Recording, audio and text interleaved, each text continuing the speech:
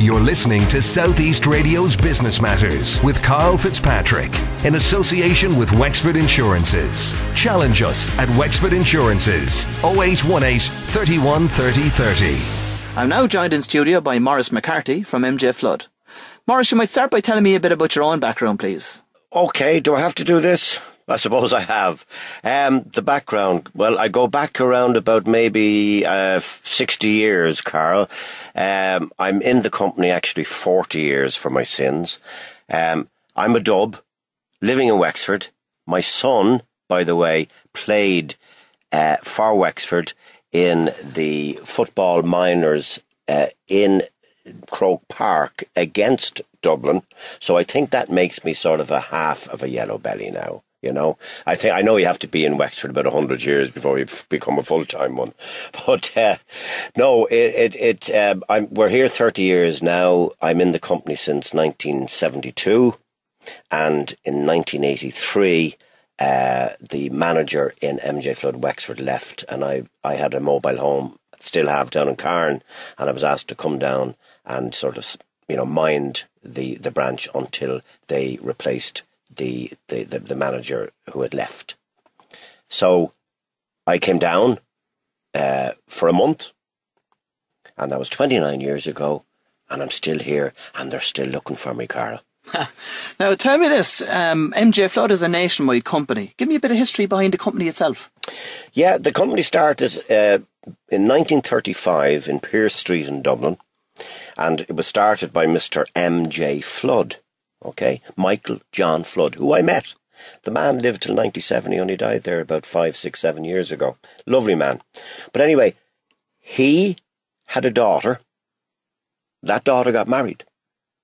They had a son. You with me so far? His name was Michael Power. Okay? And he left school at 16 years of age in the 60s. Okay? And he went in with his granddaddy, fixing and selling manual typewriters. We all know about the old Royal typewriters and Olivetti typewriters. That's what he did. And that's what started him off with his granddad. And he turned that then, at 16 years of age, self-educated, he turned it into what it is today. People often wonder, in relation to highly successful people, what are their habits and how do they differentiate themselves from others that haven't been so successful? I know you had the opportunity to work side by side with this guy over the years and attend board meetings with him. What skills do you think that he had that set him apart from most other people? Yeah, it's a great question, Karl, because, academically and so forth, you could say that, he left school at 16, didn't even do the leaving cert, where you have these days, the youngsters, they all go to university and get degrees and masters and all the rest of it. But that doesn't necessarily make them successful. So what makes the successful man is what you're asking me, and in particular with Michael Power. My observations over the years were that, first of all, I liked him. He to me, he was a nice guy, trustworthy. He took great interest in you. So he'd great interest in people and observed people and how they worked and took an interest in them. That when you became employed and worked for his company, he took a very distinct interest in you and learnt all about you and encouraged you even to get married. I could remember that at the time. I wasn't married when I joined the company first, and he was, he educated himself, and just became streetwise savvy, focused on the business at all times, read books, developed himself, so he taught himself. It's I suppose you could compare in a sense with the likes of Richard Branson, a self-made man. The other man that comes to mind is Bill Cullen. I mean, he started selling in Moore Street. What made him so popular?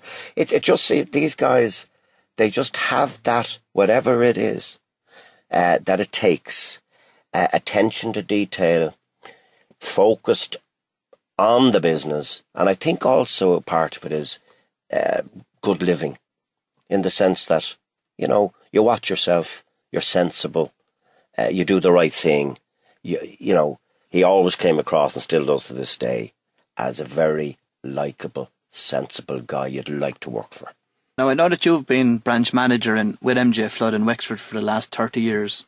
The industry has gone through fundamental and phenomenal change over that period of time. It certainly has. What has been the most major change as far as you're concerned? Well, I mean, I started with manual typewriters, and then it went from manual typewriters to electric typewriters. That was a big, big jump at the time. And then from the electric typewriter to the golf ball typewriter. And I think we all remember the ad on the telly with the golf ball, whereby it was IBM who did it, and all the fingers of the typewriter were taken out of the typewriter and put on the table. And the ad, I'll never forget it, and just a hand came across and swept them all away and replaced it with the golf ball. And it was really a very distinctive ad at the time, and so we all got used to the golf ball. But what we didn't know at the time was the golf ball was like a submachine gun.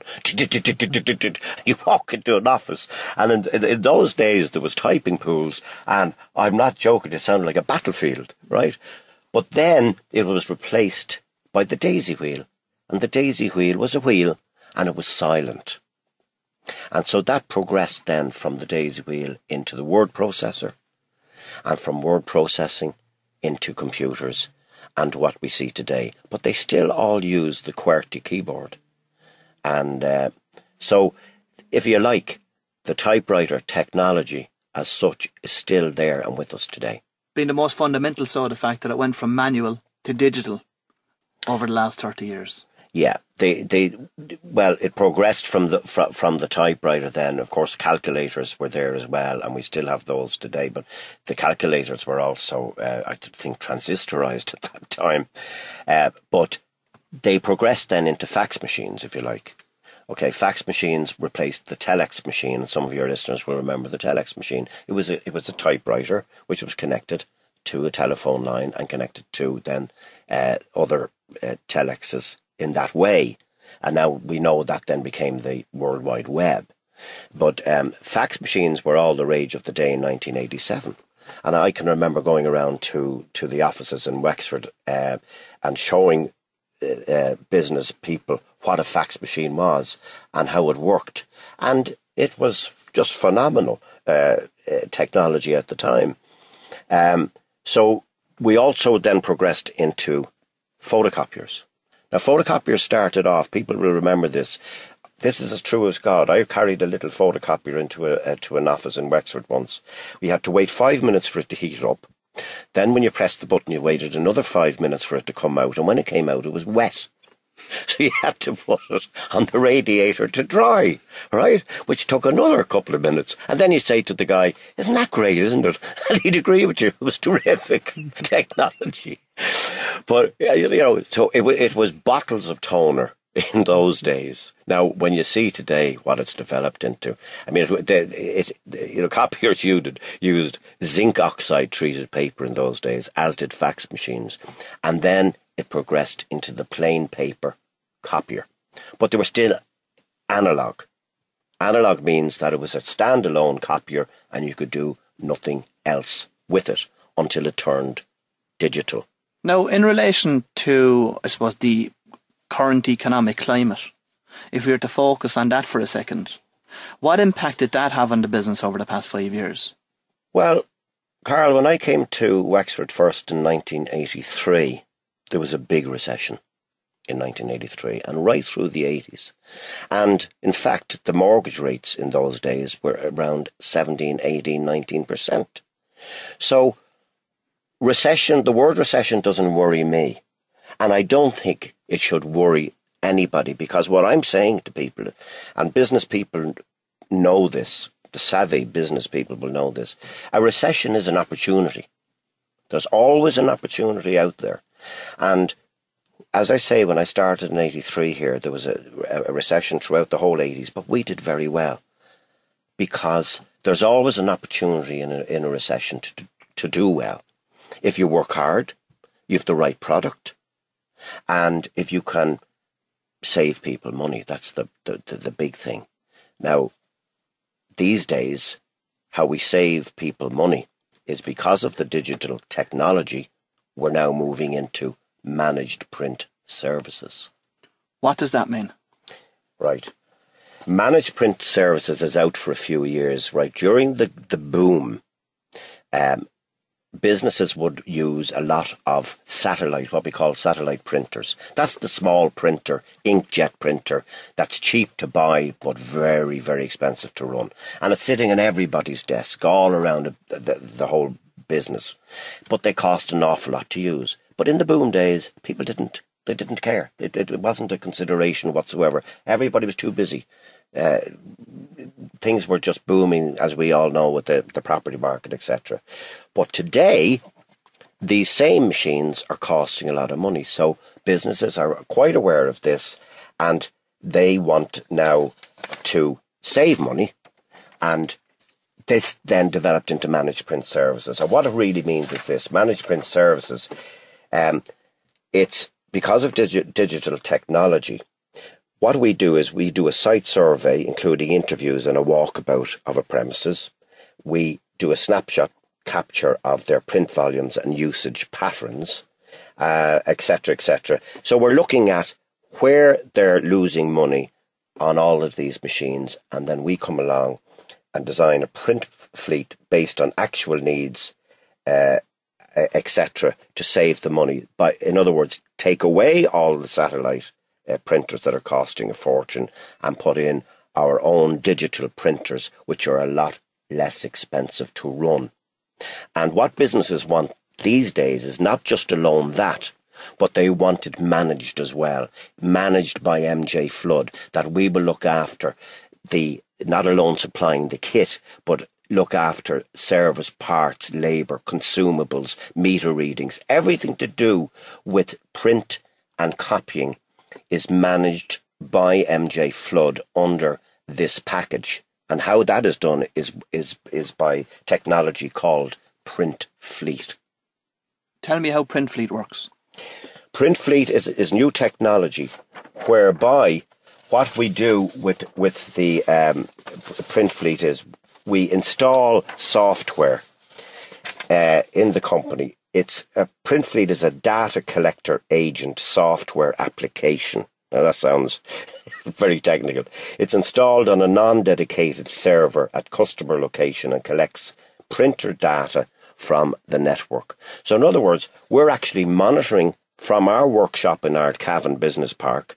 Through satellite technology, we're actually monitoring all the kit that we've put in with a customer, and we can see trouble coming down the line. We can even see when they're out of paper in a cassette. We can see if they need toner. We can see if there's a problem arising coming down the track, if the drum is deteriorating. Anything to do with the welfare and service of that machine, we can see coming down the track. So the customer doesn't even have to ring us. We get an error code, and we know from that error code what's happening with that particular machine. So they don't have to have anybody within that organisation looking after the machines. We're doing that for them remotely. What else do you see these machines doing today that they weren't doing, let's say, 3 or 4 years ago? Well, Karl, of course, today we have iPhones now, the smartphones and all of that, and technology has moved on in the photocopying world as well, whereby you can now point your iPhone to any machine that within our range and print out your emails, your texts, your photos by way of Bluetooth technology and page scope technology, whereby it's done via a wireless network technology. I don't want to get too involved in that, but it's fantastic. USB print, for instance, where you can put in your memory stick and print from that, or scan to it or from it. You couldn't do this before a couple of years ago. You have follow me print, which means that if you're working in a big organisation, and let's say you're the managing director, you want a report printed out, and you press a button and you go into the next building, you can go to any machine within that building, put in your PIN number, and it will print out for you. So it's secure print. which brings me into secure print, because nobody wants a situation where they're printing out a report for them and they go to the main machine and it's lying there for somebody to take off and throw to one side or whatever. There's a page lost, whatever. So with secure print, you simply you print out when you want to by going to the machine, whatever machine it is that you want to print out on, put in your PIN number and it prints out for you. So it's safe and secure. And tell me, what have you done to adapt your own business to the current economic climate? Well, the current economic climate, we all know what that's like at the moment, with businesses struggling and also the closing, etc. What we have done is, it's managed print services really has come to the fore in all of this, because businesses now are sitting up and taking notice and want to save money, cut their costs, etc. And heretofore they weren't doing that. So it's opened up a whole new department for MJ Flood with the MPS management services. But we also do, apart from MJ Flood, we also developed with other departments as well. We now have MJ Flood Technology, which is ICT sales and support. We have MJ Flood Interiors, office interior fit out. So we take a building, a shell, and we'll fit it out with everything to do with the office. Maurice, I know that MJ Flood is the agent for Konica Minolta. Why did you choose to partner with that specific company? We're very proud to be with Konica Minolta because they were founded in 1873, so they're around a long time, nearly as long as I am. Konica were separate and Minolta were separate, right? And they merged in 2003, and they've 36,000 something employees around the world, but they're huge into this technology. Now, we were always with Konica for the last 30 years. Then they merged with Minolta. And so we went with them on that. And they're leaders in the field, Karl, and that's it. And we're proud to be with them. Maurice, people often ask me, how do managers and business owners spend their day? What are they doing? I'd like to put that question to you today. What does a typical day look like for yourself at work? Glad you asked me that, Karl, because the first thing I reach for in the morning, Karl, is my guitar. Because I'm into music big time. I think all my friends and customers and people who deal with MJ Flood know that I'm a Beatle fanatic. So I play a Beatles song, a different one every morning. And then I'm as happy as Larry.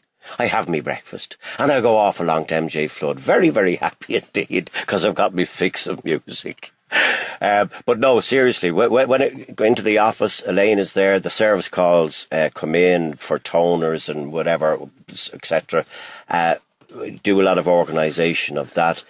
Service sales, we've a lot of sales inquiries, etc. all have to be looked after. Customers, a lot of customers will be looking for me to talk to me about whatever, and they all want to see me, thank God.